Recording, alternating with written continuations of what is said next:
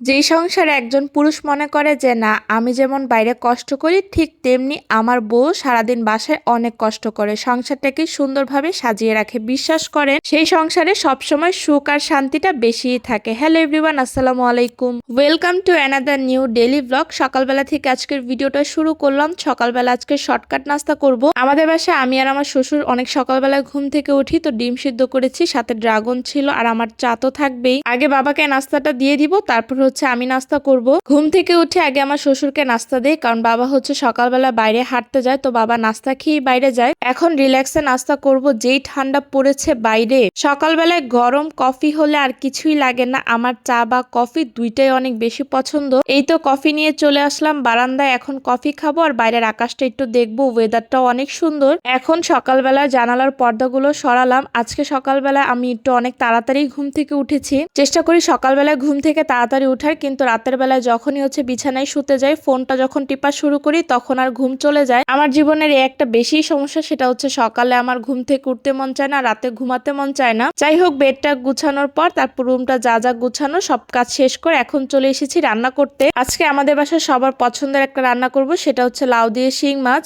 এই সিজনে লাউ খেতে কিন্তু ভালোই লাগে, কিন্তু আমার কাছে মনে হয় গরমের সময় লাউ খেলে বেশি ভালো লাগে। লাউটা খেলে শরীরটা অনেক বেশি ঠান্ডা থাকে। আজকে একদম ফ্রেশ লাউটাই রান্না করতেছি, রাতে আনা হয়েছিল, তো সকালবেলায় রান্না বসিয়ে দিলাম। আমি যতদিনই লাউ রান্না করেছি আমার সাথে এরকম কখনো হয় নাই যে লাউটা সিদ্ধ হয় নাই, অল্পতে লাউটা গলে যায়। আমি লাউ হচ্ছে এক্সট্রা কোনো ঝোলের জন্য পানি দেই না, মশলা কষানোর সময় লাউ থেকে যে পানিটা বের হয় সেই পানিটা দিয়ে লাউটা সিদ্ধ করি। এভাবে যদি লাউ রান্না করা হয় তাহলে কিন্তু খেতে অনেক বেশি মজা লাগে। শিং মাছটা আমি আগে ভালো করে কষিয়ে নিয়েছি মশলার সাথে, তারপর শিং মাছটা উঠিয়ে ফেলেছি। এরপর সেই মশলাটার মধ্যে লাউগুলা দিয়ে দিলাম। লাউটা ভালো করে কষানোর পর যখন সিদ্ধ হয়ে যাবে তারপর কষানোর সেই মাছটা দিয়ে দিব। লাউ রান্নাটা সত্যি অনেক বেশি মজা হয়েছিল। লাউ রান্না, শিং মাছ, চিংড়ি মাছ, ইলিশ মাছ, কে কোনটা দিয়ে পছন্দ করেন? আমার তো তিনটাই অনেক বেশি ভালো লাগে। আবার অনেক সময় লাউ দিয়ে মুরগিও রান্না করি। লাউ দিয়ে মুরগির মাংস রান্না মনে হয় বরিশালের মানুষের বেশি পছন্দ, কারণ আমি হচ্ছে বিয়ের আগে কখনোই লাউ দিয়ে মুরগির মাংস খাই নাই, বিয়ের পর রান্না করেছি, যেহেতু আমার শ্বশুরবাড়ি বরিশাল।